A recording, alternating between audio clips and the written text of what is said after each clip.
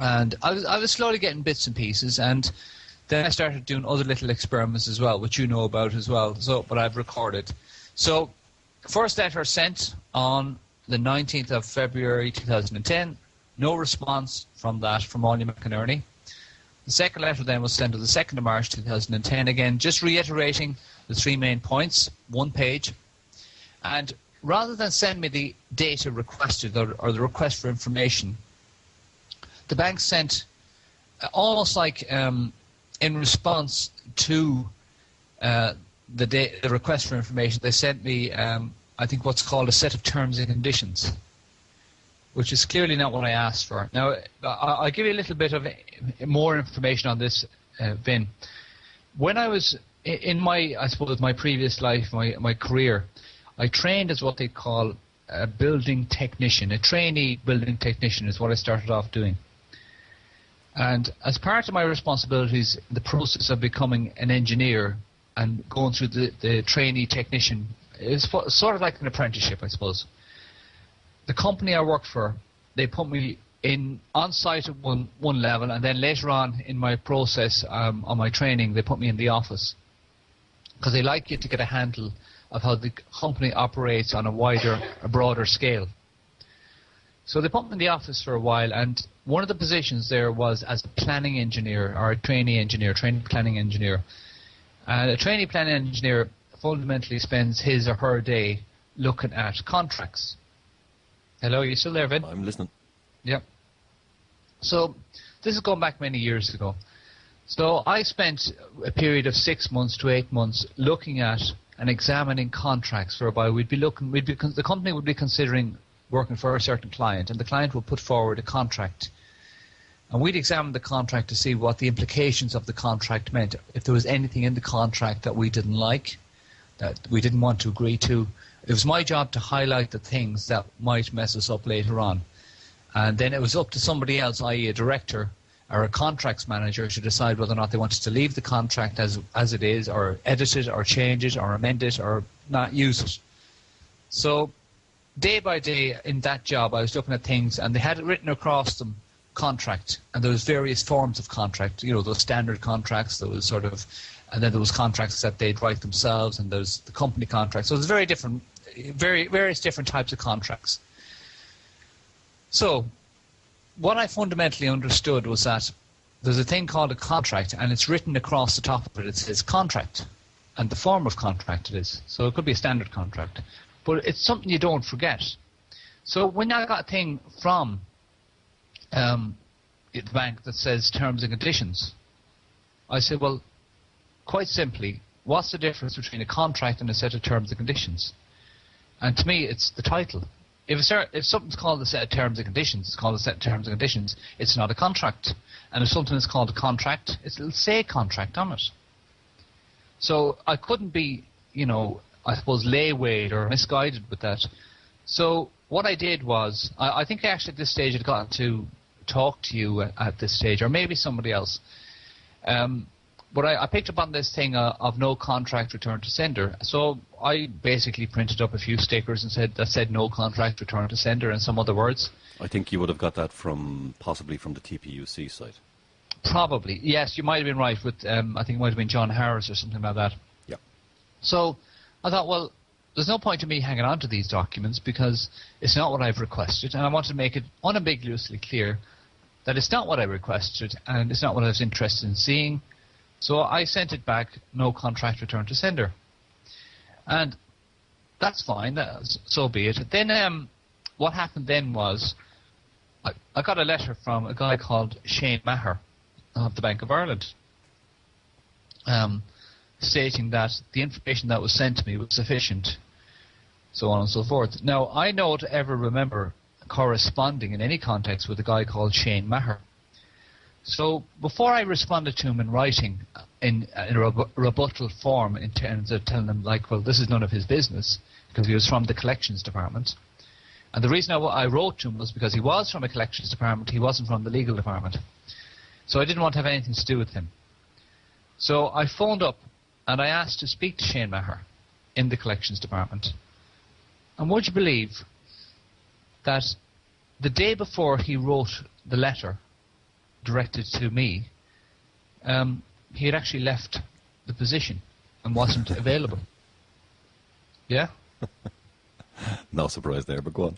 I found that so strange. Seriously, at the time, I found that's so how could somebody write a letter the day after they leave? It was sort of like that sort of scenario. How could they write this letter and then have left and then wrote the letter?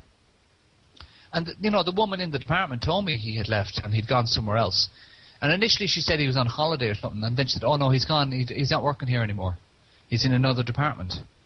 I thought, well, at least I won't have to deal with him. So I wrote the rebuttal letter anyway. I just said, look, Shane Maher, I don't know who you are. You've nothing to do with this. As far as I'm concerned, because I'm dealing directly with the source, I'm dealing directly with the legal department, you're a third party. So having said that, I never heard from Shane Maher again, and I didn't hear from the collections department again either. So having said that as well, Anya McInerney had not responded to my request for information for the validation of the debt with the actual accounting, the contract, an invoice, or an affidavit. So I wrote later on. Then I'll find the exact date. Yeah. In the meantime, prior to writing the third letter, I concocted or restructured the thing, no contract returned to sender, because I was still getting allegations of debt and statements and all sorts of paraphernalia and demands. So I was getting, because I was dealing with a few banks, I think I was getting something like 4 or 5 pieces of mail a day. And psychologically, that is very abusive as far as I'm concerned. And it does a lot to your psyche to be getting that sort of mail. I call it hate mail because, people who are sending this, you perceive they hate you and they don't like you. And I perceive it as hate mail. So I started getting into the habit then of putting no contract return to sender on the mail that I didn't want to have anything to do with and sending it back. So I was getting 4 or 5 pieces of mail a day from various different banks, and the Bank of Ireland were just as bad. They were sending me maybe 1 or 2 letters a day from different departments making demands, irrespective of the fact they hadn't actually verified and documented any obligations that I had towards them. So then I left it a little while before I wrote. I didn't actually leave it that far because I was fed up at that stage of getting the letter from Shane Maher, who perceivably didn't exist. So I'd written to Shane Maher on the 9th of March, and then what I did was I wrote again to Anya McInerney on the 12th of March after rebutting Shane Maher. And I wrote for them to say, well, look, at this matter, I'll give her a final opportunity, and I wrote her a 4-page letter breaking down what was meant by each of the terms, by what a contract was, what an invoice was, an affidavit was, and what I wanted in terms of the bank's accounts. So, again, I didn't get any formal response from Anya McInerney after writing the third letter on the 12th of March, but instead what they did was they sent a solicitor by the name of Ivor Fitzpatrick and Company Solicitors to harass me and cajole me.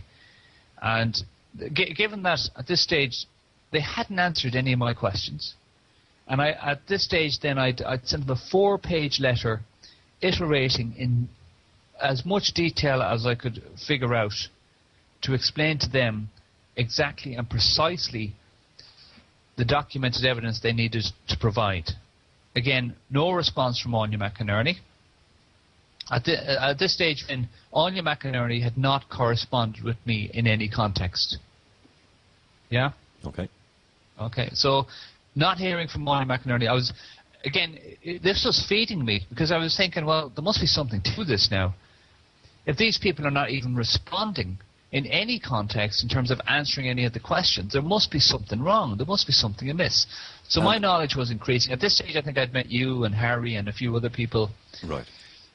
And I was part-time doing a bit of, I suppose, day work for Dublin City FM. So the program I was doing for Dublin City FM, again, I was working gratis. I was working for free because I felt, well, what I'm learning here is I'm learning stuff about finance that I'd never learned before. And I was bringing in speakers and interviewing people about finance and what's happening with the economy. I had some top economists. I had some top speakers with finance, people who'd made loads of money, people who'd lost money, everybody that was entrenched, and I use the word entrenched because they were in the same place I was in, which is a different place to where I am now. So then, I don't remember the exact time. You probably remember better than I do. I think it might have been April or May of last year, was it? I met you. Yeah, in around that. Yeah. And I think I interviewed you before I interviewed Harry. Would that be right? Yeah. Yeah. So I was trying to find out, I was trying to feel my way in the commercial redemption field, which is what I was dabbling into by writing these letters.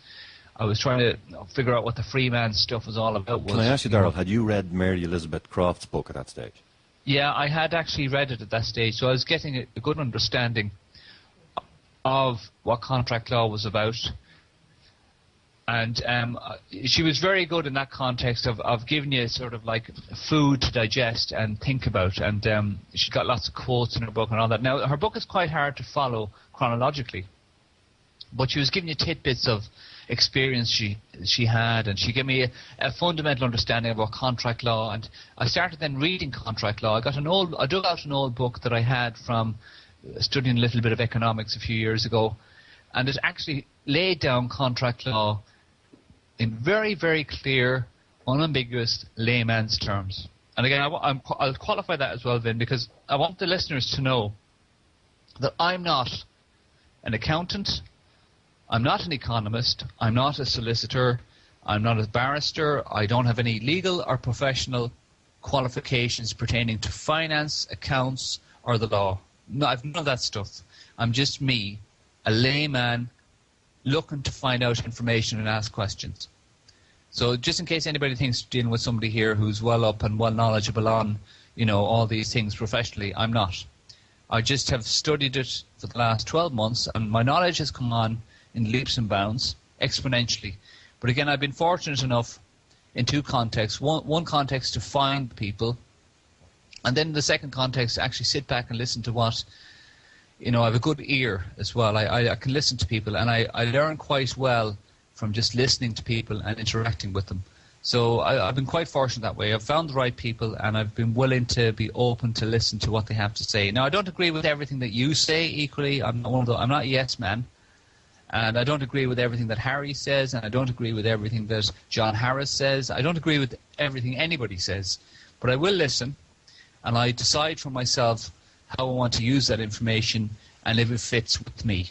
And it's that simple. That's the way I operate.